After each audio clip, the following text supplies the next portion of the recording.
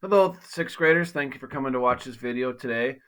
Today, I just want to talk about the notes that you have for the chapter 6. I'm not going to go through a lot of the notes in detail. I'm just going to pull out some of the main points. So on your own, make sure you read through them. So this first part just talks about the United States wanting to get bigger, and we call that the idea of that is westward expansion. So in 1805, the United States sent up an army lieutenant named Zebulon Pike. There you can see a picture of him. They sent him into Minnesota, and they wanted him to find a few things. They wanted him to find the source of the Mississippi River, which we know today is Lake Itasca. They wanted him to observe and record the Native Americans, see how they were living, how'd they survive off the land. And they also want him to record the topography. So that's topography is what does the land look like? What kind of natural resources are there? And then we have these words flora and fauna. So flora is referring to all the plant life in an area, and the fauna is all the animal life. So they wanted him to study and take notes on almost everything he could learn about Minnesota, and at the same time find a spot to build a fort. So he came up Mississippi River, and he came up to the spot where the St. Croix River meets the Mississippi River, and here where it says the St. Peter River. The St. Peter River was the original name for the Minnesota River. So they changed the name. So that's something you'll have to remember for a future test. Is the St. Peter River became the Minnesota River, and he was able to get land at those 2 points. He was able to get land from the Dakota, where the Minnesota, originally the St. Peter River, and the Mississippi River meets, and also where the St. Croix and Mississippi River meets. So he worked out a deal with them, and anytime they would come to an agreement on purchasing land, they'd sign a treaty. So that treaty was a written document. Well, these treaties were written in English, and a lot of the Native Americans couldn't write or read English. So somebody would sign their name, and then the Native American leader, the chiefs, would do what's called, you can see right here, touch the pen. So touching the pen ceremony where they take the pen and they touch where their signature was. So then the next part talks about building Fort Snelling, because the army wanted a fort there to really make sure the British didn't come down from Canada, and to keep peace in the area, and also to protect the Americans' interest in the fur trade. And this part talks a little bit about who was sent there to get the fort done, by a gentleman by the name of Colonel Leavenworth. Um, I'm not going to talk so much about him, but he just know that he was taking a long time to get the fort built, so they had enough of that. So they sent Josiah Snelling there to make sure it got done. When he got there, he decided a few things. We're going to make this fort right where the Minnesota and where the Minnesota Mississippi rivers come together. We're going to make it in the shape of a diamond, and instead of wood, he says we're going to make it out of limestone. And this term quarry it right here, that means they had to go dig it up. So they had to dig up the limestone. And he decided on average, we want the walls to be about 2 feet thick, about 10 feet high, and it would take about 5 years to complete it, from 1820 to 1825. Where the soldiers stayed, if you remember from the video, you had to watch the Fort Snelling pictures. The soldiers stayed in barracks, and those barracks were nicknamed Suds Row because the wives of some of the soldiers or the officers would do laundry, and you're doing laundry and soap, so you get suds. It received its name, Fort Snelling, when General W.S. Scott came to visit, and he was very happy with it, and he was so proud of what Colonel Josiah Snelling did that he said, "Okay, we're going to name it after you." So they named it Fort Snelling. This is unique. This fort's unique in the fact that no shots were ever fired. Nobody ever attacked the fort, so they never had to fire from it. With the fort being built, more settlers came to the area. Up a little bit north of the fort, the soldiers built a couple things that would be called the Falls of St. Anthony. They built a water power sawmill.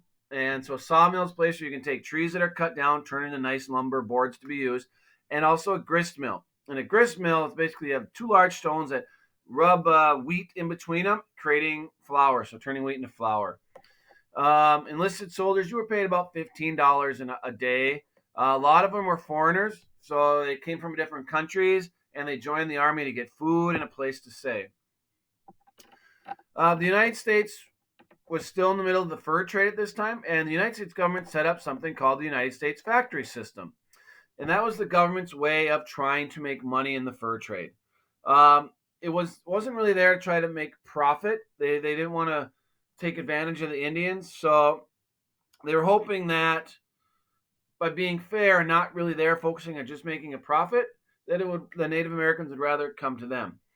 But some problems with it, they weren't allowed to trade alcohol there, and a lot of Native Americans wanted access to that alcohol, and no credit was allowed. So they couldn't say, the Native Americans, like the Dakota, couldn't go in there and say, if you give me those 3 blankets, I'll give you 5 beaver pelts later on. No, they didn't want to do any later on type stuff. They said you have to do all their trades now, so no credit. So it failed because 3 reasons: no credit, they wouldn't trade alcohol with the Native Americans, and the trade goods were not very good.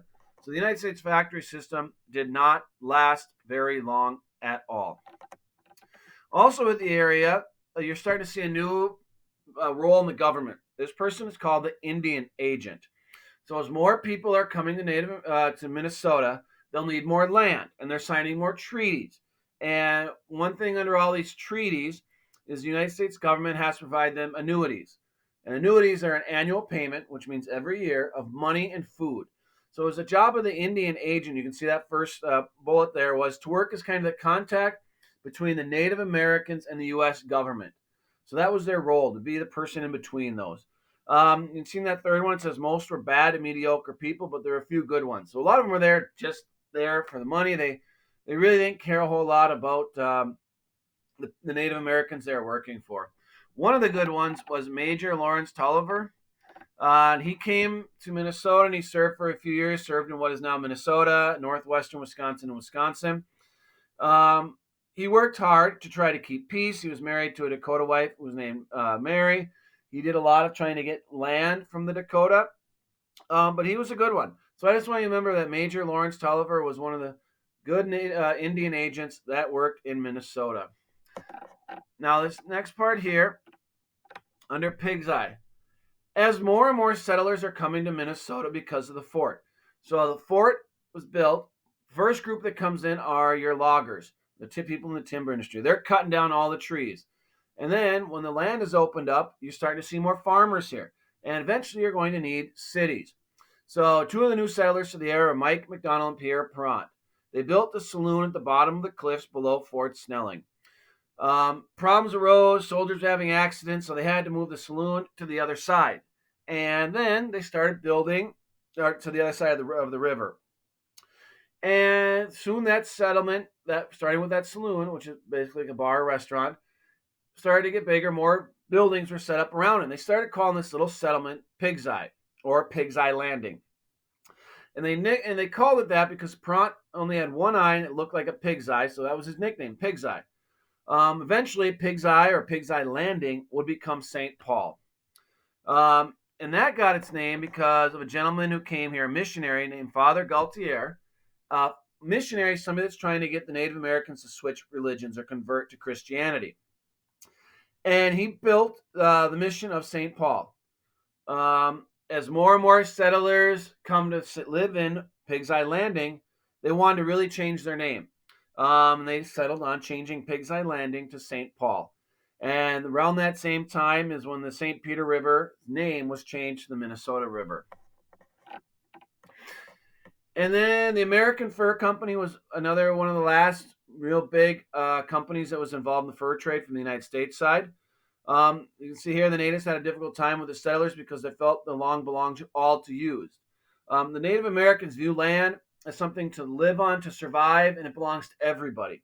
Whereas the settlers are coming in, to them, land is something that should be bought and sold. So that was hard for the Native Americans to understand because that's not how they lived. That was not their culture. So having to sign their land away through these treaties was a difficult thing for them to want to do. And especially when they saw where their burial grounds, where all their ancestors had been buried, and the settlers are coming in and destroying that, that was very tough for them. As the fur trade is starting to come to an end because people don't want beaver fur hats anymore, they're starting to look at the new fashion trend, which was things made out of silk. So the fur trade's coming to an end because more settlers are coming here, and so the Native Americans aren't trading as much. But now you're starting to see a lot more lumber people coming in and clearing out these trees and starting to destroy the habitat where beaver lived. So that's really what's starting to come to the end of the fur trade. And the last part, you can see lumbermen felt they could cut trees forever and never seemed to run out because of all the trees. They were here really because of white pine. White pine was the big tree they wanted. Stillwater and Pig's Eye became logging towns, and as I mentioned earlier, with land being cleared by the logging industries, led to more land for farmers. You're starting to see more farmers coming in, which will lead to more cities. So that's it for the notes on this time. If you need to watch this again, feel free, or go ahead and read. Make sure you do read through the notes. So thanks for watching. Have a good rest of your day. Bye.